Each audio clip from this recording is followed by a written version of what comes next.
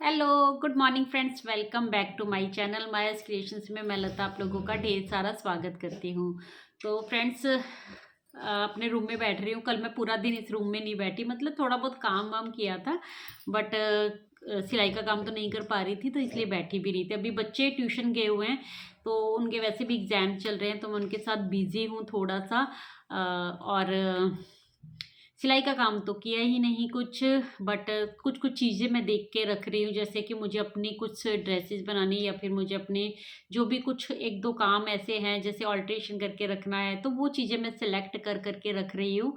तो इस तरीके से काम कर रही हूँ, और थोड़ा बहुत घर की क्लीनिंग कर रही हूँ कि क्योंकि वैसे हम रूटीन उसमें कर नहीं पाते हैं। तो जब बच्चे स्कूल में होते हैं ना, तो उस टाइम पे 12:30 बजे तक तो मेरी वीडियो ही एडिट हो पाती है, और उसके बाद फिर मैं थोड़ी क्लीनिंग कर लेती हूँ। कोई अलमीरा का कोई एक कॉर्नर पकड़ लेती हूँ, जिसको मैं साफ़ सफाई कर देती हूँ। बाकी मशीन में मेरा टाइम लगेगा। जो ये उषा जनोम स्टिच मैजिक मशीन है ना, इसके लिए तो मुझे कस्टमर केयर पे कॉल करके और फिर मुझे बुलाना पड़ेगा, उसके लिए मुझे वेट करना पड़ेगा। तो ये काम मैं हस्बैंड से करवाऊँगी और उनके आने पर ही करवाऊँगी। और रही बात मेरी ये दूसरी मशीन की, ये वाली, ये जो मशीन है ना, इस मशीन का ये डोरी है जो वो मुझे नहीं मिल रही थी। तो आज मैंने काफ़ी सारा काम, मतलब काफ़ी सारी चीज़ें है ना इधर उधर की, फिर उसके बाद मैंने इसके लिए वो डोरी ढूंढ के रखी है। और ये भी मशीन है ना, मुझे ऐसा लग रहा है मशीन में भी दिक्कत हो गई है, क्योंकि रखे रखे जाम हो जाती है ना जिस तरीके से। और ये लोहे की मशीन होती है, तो वही जंग वंग पकड़ लेता है। हालांकि मैंने मशीन का तेल भी दिया था, कोशिश की जितनी मैं कर सकती थी, बट फिर भी उसके बावजूद ये चली नहीं। तो वो भी मुझे अटैच करवाना है, तो उसके लिए भी मैं देख रही हूँ। तो मैं आज भूल गई, और 1 डेढ़ घंटा मैं अपनी वॉक को दे रही हूँ, क्योंकि मॉर्निंग के टाइम पे जब बच्चे जाते हैं ना, जब मॉर्निंग के टाइम पे बच्चे स्कूल जाते हैं, तो बच्चों का टाइमिंग भी है जो लेट हो गया है। 8:30 बज जाते हैं उनको घर से जाते हुए, 8:18 पे जाके उनकी बस आती है। तो वही 8:30 का टाइम हो जाता है। उसके बाद मैं ब्रेकफास्ट करती हूँ। तो फिर मैं सुबह में मॉर्निंग वॉक नहीं कर पाती, क्योंकि अभी है ना जो धुंध भी काफ़ी बढ़ गई है, और धुंध की वजह से नहीं कर पाती। तो फिर मैं जाती हूँ दोपहर में 12:30 के बाद, जब मैं वीडियो एडिट कर देती हूँ ना, तो उसके बाद फिर मैं जाती हूँ नीचे, और तब मैं 2 बजे तक भी है जो वॉक कर लेती हूँ, क्योंकि थोड़ी हल्की फुल्की धूप भी होती है, और ज़्यादा धूप तो नहीं निकल रही है, बट हाँ फिर भी ये है कि वॉक हो जाती है अच्छी खासी। तो थोड़ा वही है, सेल्फ केयर कर पा रही हूँ अच्छे से। तो इस तरीके से है जो मेरा दिन आजकल है जो गुजर रहा है।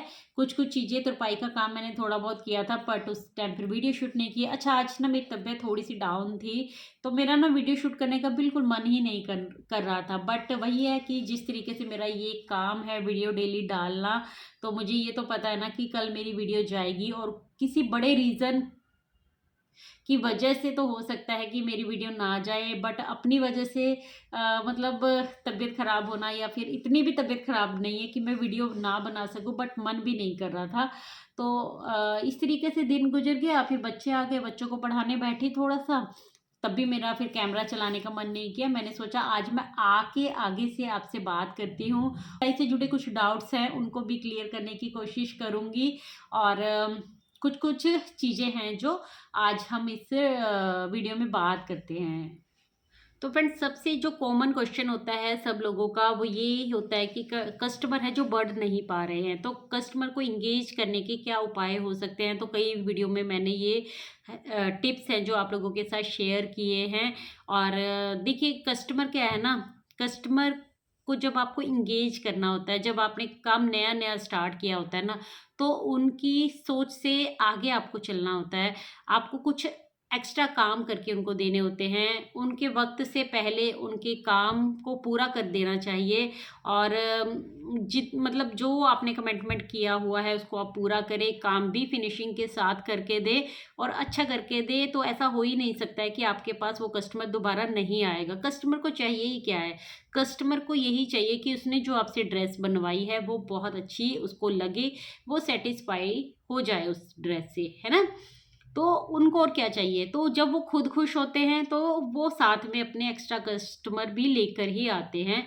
मेरे साथ तो खुद ऐसा ही हुआ है। मैंने ज़्यादा जद्दोजहद नहीं करनी पड़ी, अपने काम के ऊपर ही मैंने हमेशा ध्यान दिया है। काम बेशक चाहे मैंने कम लिया हो, लेकिन हमेशा ये कोशिश की है कि जो एक-एक कस्टमर मेरे पास आए ना, तो उसका काम बहुत अच्छे से हो। और मैं कस्टमर से पूछती हूँ, और अगर कोई कस्टमर यहाँ ट्राई करके नहीं जाता है ना मेरे पास से, मान लो उनकी जो उनका जो सूट है, उनका जो ब्लाउज़ है, पहले तो मैं उनको बोल देती हूँ ट्राई कर ले। कुछ कस्टमर हैं जो ट्राई करना पसंद करते हैं, और कुछ कस्टमर हैं जो अपने घर पे जाके ट्राई करते हैं। तो भी मैं उनको बाकायदा बोल के ये सैटिस्फैक्शन देने की कोशिश करती हूँ कि अगर आपकी ड्रेस में या आपके सूट में या आपके ब्लाउज़ में कोई भी दिक्कत हो, तो बेझिझक आप मुझे मैसेज डाल देना, और मैं उसको सही से करके दूँगी। और अगर किसी में छोटी-मोटी प्रॉब्लम हो भी जाती है, कोई साइज़ का इश्यू है या फिटिंग में कोई प्रॉब्लम है, तो मैं उसको करके ही देती हूँ, और सैटिस्फाई करके ही भेजती हूँ, यानी कि मैं अपने कस्टमर को। तो मुझे ऐसा लगता है इससे आपके ऊपर कोई साइड इफ़ेक्ट नहीं पड़ता है।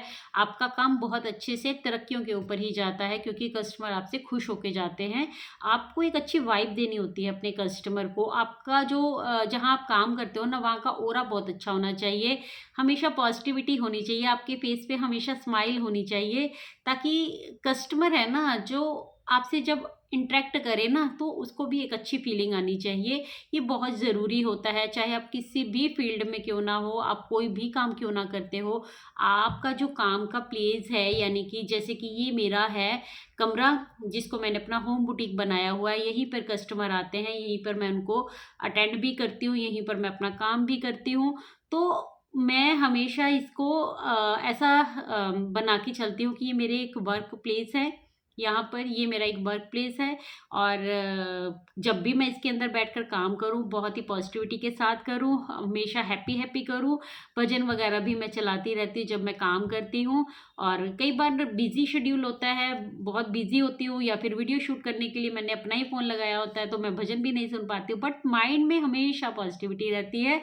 तो इस तरीके से जब आप चलते हैं ना, जब आप अपने काम से प्रेम करते हैं, अपने काम को ही अपना सब कुछ मानते हैं, तो आपके पास कस्टमर आते हैं।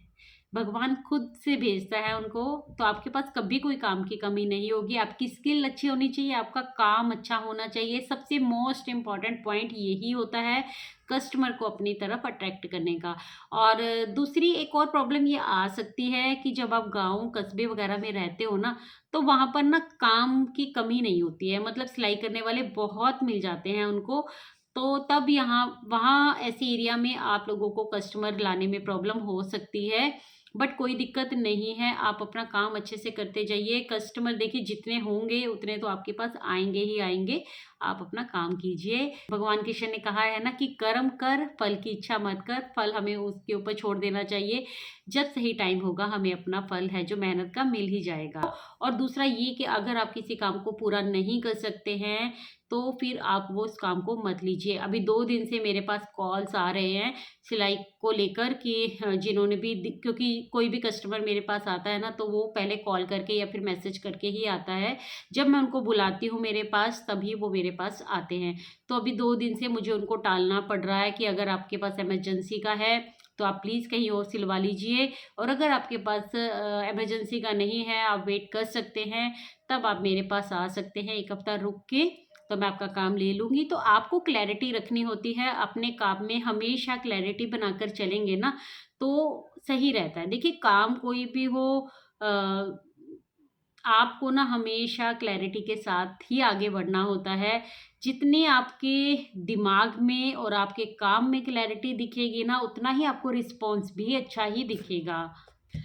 दूसरा, कस्टमर अपने पास बुलाने का एक अच्छा उपाय, या फिर कस्टमर अपने तरफ रखने का एक अच्छा उपाय ये हो सकता है कि आपको ना कस्टमर के दिमाग को पढ़ना आना चाहिए। यस, बिल्कुल। आपको ना कस्टमर का दिमाग है ना, जो बहुत अच्छे से पढ़ना आना चाहिए कि वो चाहता क्या है। और ये आपकी मैच्योरिटी को भी दर्शाता है, आपके एक्सपीरियंस को दर्शाता है। जब आप कोई काम करते करते अरसा हो जाता है, जब आप इन सब चीज़ों को हैंडल करते रहते हैं ना, तो आपको खुद को बहुत अच्छे से पता होता है कि किस कस्टमर को आपको किस तरीके से डील करना है। हाँ, जब आप इस काम में नए होते हैं तो आपको बहुत सारे एक्सपीरियंस लेने होते हैं, बट इसमें क्या ही फ़र्क पड़ता है ना। देखिए, एक्सपीरियंस लेंगे तभी तो आगे बढ़ेंगे। एक्सपीरियंस से ही हम सब कुछ चीज़ें सीखते हैं, एक्सपीरियंस से हम ज़िंदगी में आगे बढ़ते हैं। तो इस तरीके से किसी भी चीज़ के लिए डरने की, घबराने की ज़रूरत नहीं होती है। हम अपनी गलतियों से भी सीखते हैं और आगे बढ़ते हैं। अच्छा, जब हम नई-नई सिलाई करना सीखते हैं या फिर कोई ड्रेस भी है जो नई बना रहे हैं, कुछ मतलब ड्रेस को हम मतलब करके देख रहे हैं ना, हमें पता नहीं है, हमें एक्सपीरियंस नहीं है कि वो कैसी बनेगी या फिर कैसे बनने वाली है। तो किसी कस्टमर पर ट्राई करने से पहले आप या तो उसको खुद के ऊपर ट्राई करो, तभी आप उस चीज़ को लो, अदरवाइज़ ऐसा रिस्क पालने की ज़रूरत नहीं होती है। और देखिए, किसी की ड्रेस को ख़राब नहीं करना चाहिए, क्योंकि हर कोई इंसान, चाहे हम खुद भी हों, हम एक-एक ड्रेस जब भी अपनी बनवाते हैं या बनाते हैं, तो हम बहुत चाव से बनाते हैं और चाव से लेकर आते हैं, पैसे खर्च करते हैं। तो आपको कस्टमर की इस बात का भी ध्यान रखना होता है। जो काम आपको नहीं आता है, आप साफ मना कर दीजिए, कोई दिक्कत नहीं है, बट कभी किसी का काम खराब ना हो पाए, इस बात की रिस्पॉन्सिबिलिटी आपकी बनती है, पूरी-पूरी बनती है। तो फिर उसको आपको ठीक भी करना है, आपको कोई ना कोई सॉल्यूशन उसका ज़रूर से निकालना है। और इस तरीके से आपकी मतलब है ना, जो रिस्पेक्ट बनी रहती है, आपकी वैल्यू बढ़ती है कि हाँ, फलाने ने ये काम लिया था, बहुत अच्छे से करके दिया है, बहुत साफ-सफाई के साथ करके दिया है। इस तरीके से आपके कस्टमर कभी नहीं टूटेंगे, कस्टमर हमेशा ही बढ़ेंगे आपके पास। दूसरा ये होता है कि गलतियों से इंसान सीखता है। अच्छा, मैंने ना अभी अपनी बेटी की जो पिंक कलर की ड्रेस बनाई थी, bell bottom style pant, jacket, सब कुछ बहुत अच्छे से बना। आप में से किसी ने मुझे उस बात के लिए नहीं बोला, बट मैंने क्या रियलाइज़ किया ना, क्योंकि वो मैंने भी फर्स्ट टाइम बनाई थी, उसमें कोई दिक्कत नहीं हुई है। जो उसका ब्लेज़र था बहुत अच्छे से बना है और उसके अंदर का जो ब्लाउज़ था वो तो देखो नॉर्मल था, वो भी सही बना है। पॉइंट क्या था? बेल बॉटम पैंट, है ना? जब मेरी बेटी ने इसको पहना तो उसकी लेंथ कम रखी गई मेरी तरफ से। मैंने पूरी लेंथ रखी उसकी, 36 के आसपास मैंने उसकी लेंथ रखी थी अपने ही अकॉर्डिंग। मैं अपनी तरफ से उसको 1 इंच एक्स्ट्रा लेकर ही चली थी, बट जब उसने वापस से पहनी और उसने शूज़ के साथ पहनी थी, लेकिन उस शूज़ की मतलब जो थी हील, हील तो क्या थी, मतलब वो इतना उसकी वो थी, तो उसके ऊपर ना वो खड़ी-खड़ी लग रही थी। मतलब मुझे ऐसा लगा कि अपनी गलती से सीखा मैंने। आप लोगों ने, किसी ने मुझे नहीं बोला उसके लिए, लेकिन मैंने सामने से रियलाइज़ किया कि अगर इस पैंट की लेंथ 2 इंच और होती तो ये और ज़्यादा अच्छी लगती। बेटी की हाइट है जो, वो भी इंक्रीज़ होती उससे और देखने में और ज़्यादा अच्छी लगती वो, और उस पैंट में कोई दिक्कत नहीं थी, बट लेंथ की कमी रह गई। तो आप अगर किसी की बेल बॉटम पैंट बना रहे हैं ना, तो आप लेंथ का ज़रूर से ध्यान रखना।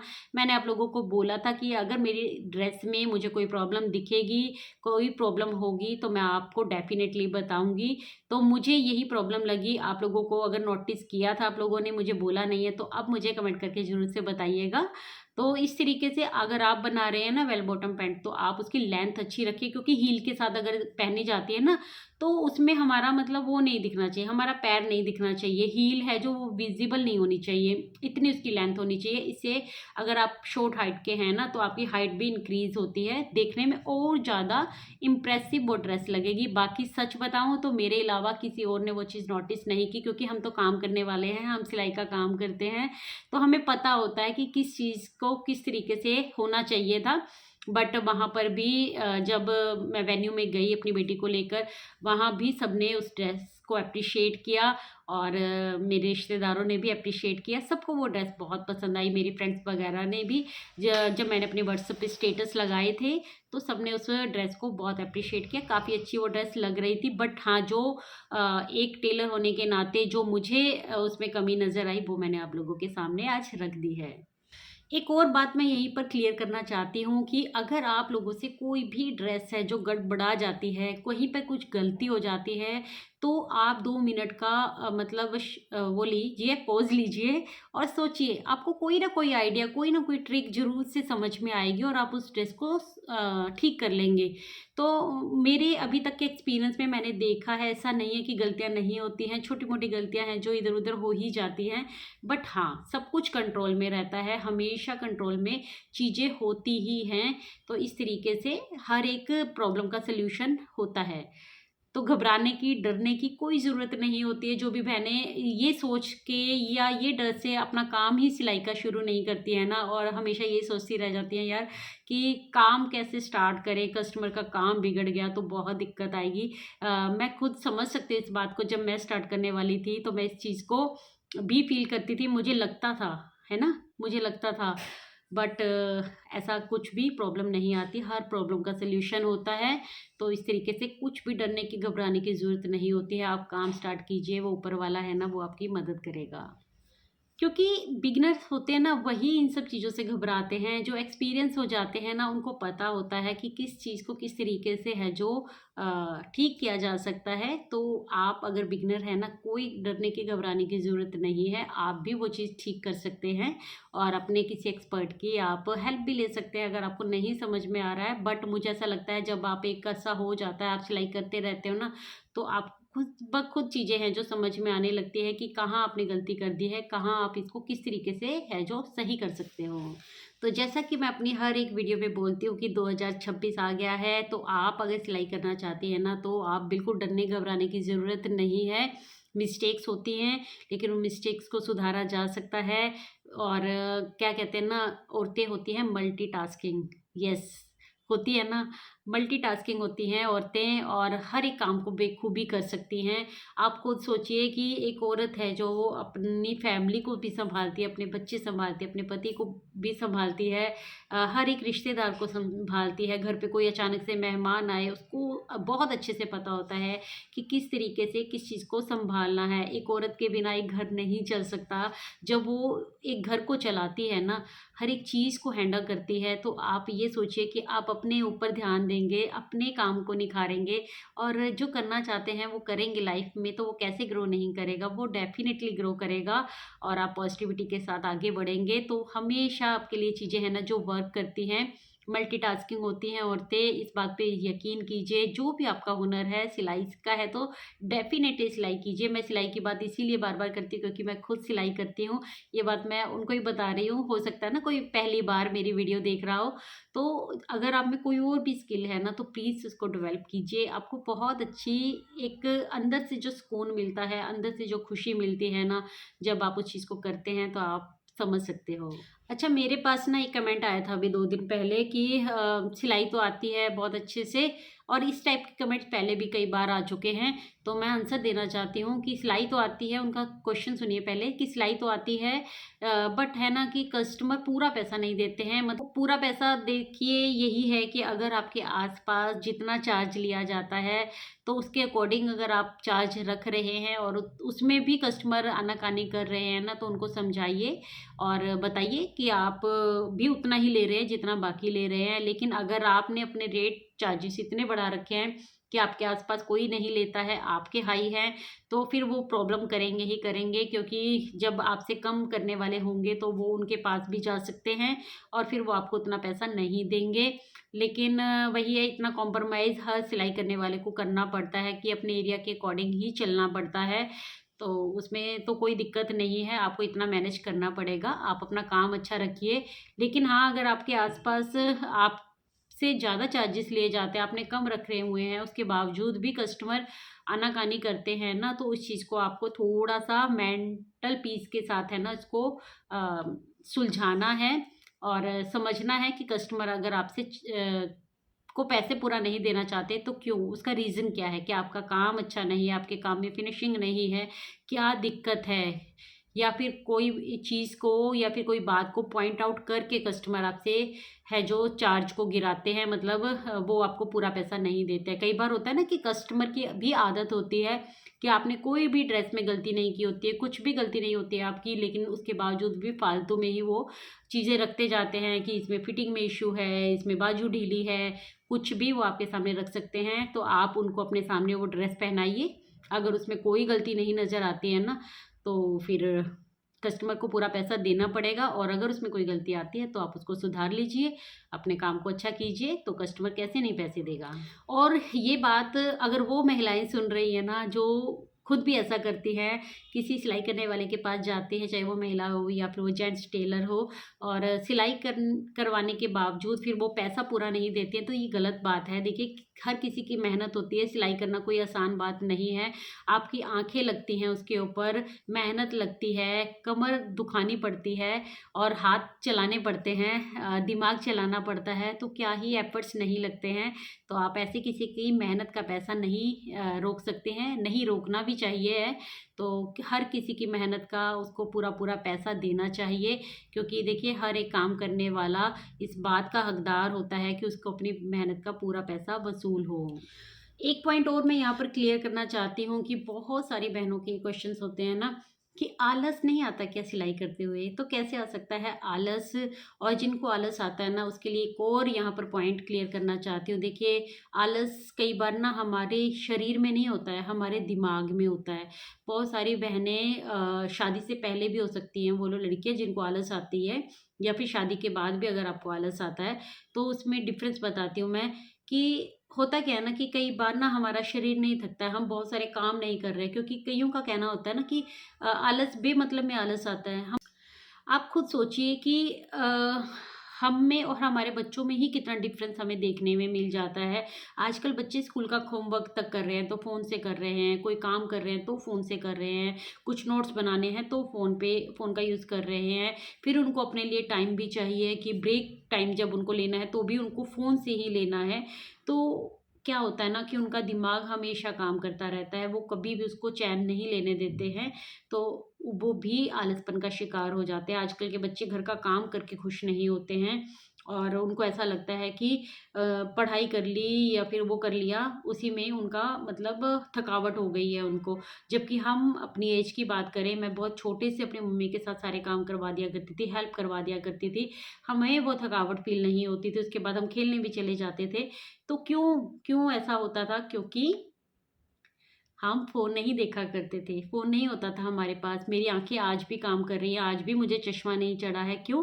क्योंकि मैंने अपने बचपन में, अपनी जवानी में फ़ोन नहीं देखा है। और बहुत टाइम के बाद, मैंने शादी के बाद फ़ोन है जो, शादी के भी 5-6 साल बाद जाके है जो कैमरे वाले फ़ोन हैं जो, वो आए थे, और वो यूज़ करना शुरू किया है। तो हमने तो दुनिया को परिवर्तित होते हुए देखा है, हमने वो टाइम भी देखा है ब्लैक एंड वाइट का, और हमने ये कलर वाला टाइम भी देखा है, हमने दुनिया को बदलते हुए देखा है। तो ना तो मेरे हस्बैंड के चश्मा लगा हुआ है, ना मेरे खुद के चश्मा लगा हुआ है, उसके बावजूद भी मेरे दोनों दोनों ही बच्चे हैं, दोनों बच्चों के चश्मा लगा हुआ है। क्यों?